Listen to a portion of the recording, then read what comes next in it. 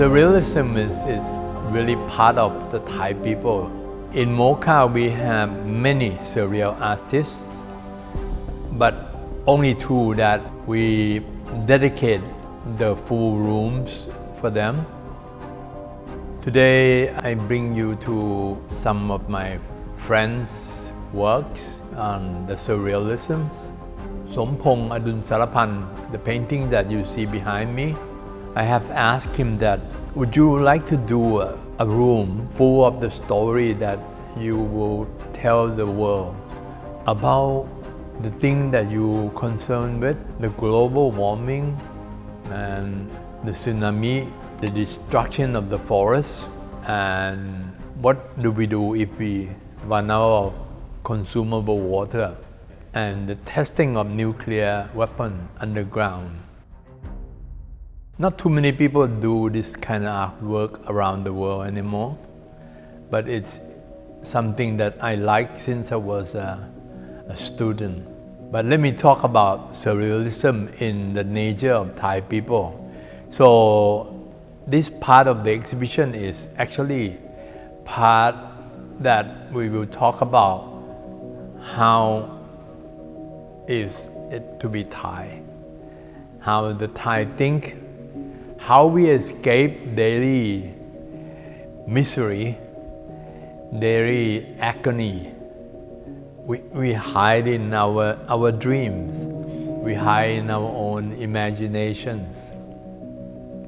That's why our surreal artist is really good at doing their work. Sompong Adulsarapan, the painting that you see behind me, he's 80 years old nowadays, and this artist is really devoted himself to doing artwork that he wants to leave for the world. He wants to leave a message for the world. His brush is number 00. So one hair, one horse hair. But you can see from the detail on the painting, he used a magnifying glass with light. When he paint, he sort of focus so much. Remind me of Michelangelo when he painted the mural on the ceilings on the Sistine Chapel, where God touched with us mortal. So eventually, Michelangelo went blind, and so is my dear brother Sompong Adulsarapan. I don't remember his left eye is 100% blind or right eye, but one of them is 100% blind, the other one is 90% blind. So he lived in a house near like a forest. He collects remains of animals. He loved the nature. He cried when he sees people destroy the beauties of the world. He hates destructions of the world. He hates greedy people. He portrays all this in his painting. Now I'm standing in front of the two of the painting by Mr. Sompong Adulsarapan. It's called Victim 1 and Victim 2. Actually, it's talk about our own greed and desire, our own need, and we fall victims of all this. And the end is become our own destruction. And he used the hook as the meaning of our destruction, and the skeleton of different kind of animals. It's not necessarily hook for the fish, but it's hook for us, that if we indulge into many things that our desire want, our need want, and our greed want, and we will be in destruction by those means. So that's why they call the victim 1 and the victim 2. I'm standing in front of the painting called Move the Forest. It's part of the conservations of Sompong Adulsarapan What he wanted to talk about is that if he could, he would move the forest away from all the poaching and people who come and destroy or do the logging and everything. But if you see that there's a log here formed like a raft, it's his way of thinking. Why didn't he paint? If you say that, why didn't he paint, earth or dirt or rocks? Because he didn't think that it represents something that can be floating. So he had to use the log. But it doesn't mean that he encouraged the logging of big trees.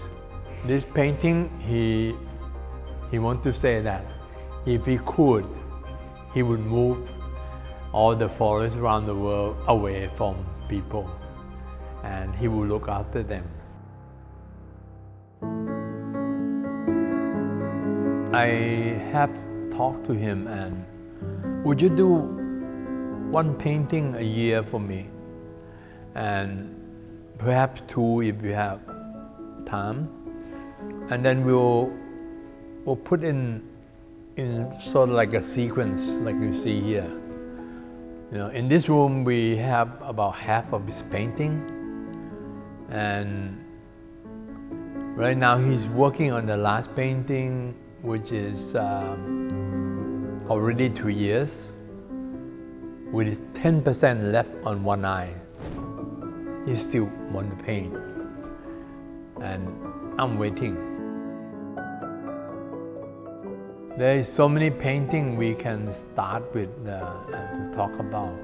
I spent almost 20 years to get his original painting from this gallery that run by 3 brothers, and the middle brothers want to sell me the painting 30 years ago at 300,000 baht. 30 years ago, which is like $10,000. I said I couldn't pay $10,000. But his older brother, another friend of mine, he said, no, I'm gonna sell you for 3 million baht.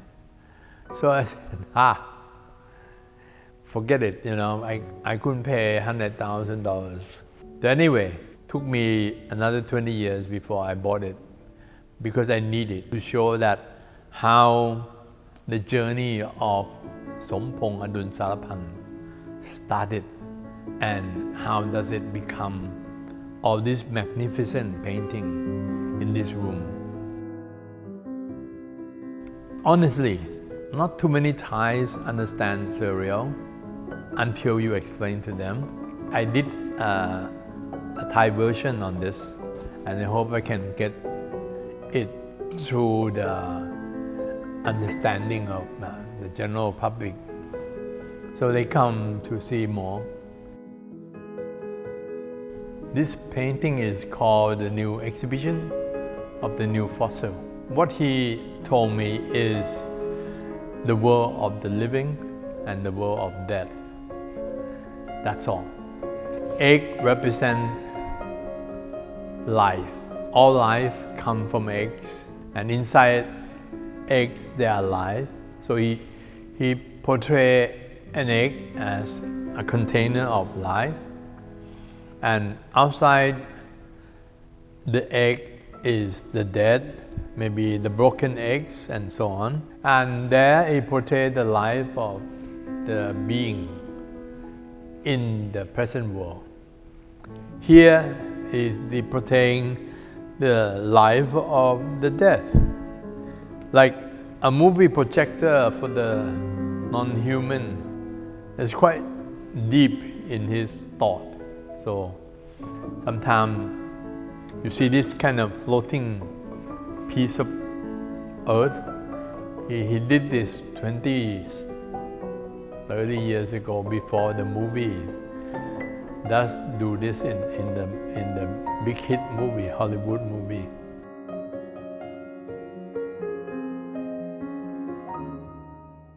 I'm 72 now, and Mr. Sompong is 80. So we have less time to suffer than many of our viewers. But your voice is really important.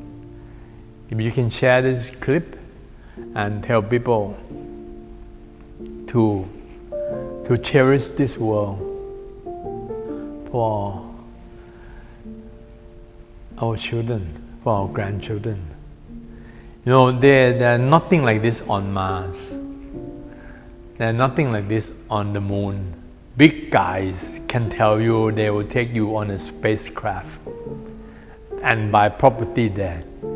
But definitely he can create a tube where you have plants and you can buy a moving photo of a deer or a bear. But you won't find a real bear. You won't find a real forest. You won't find a hornbill.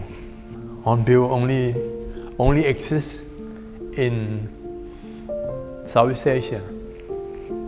And if we destroy all the trees, they won't be able to have a nest because they only nest in the big tree, in the hollow trunk. So, this is a message from my brother Sompong. So I think Sompong Adulsarapan is not depressed, but he has so much he wants to tell and yell, and he does that in the painting. In person, he is not a depressive person, and he's full of jokes and happiness.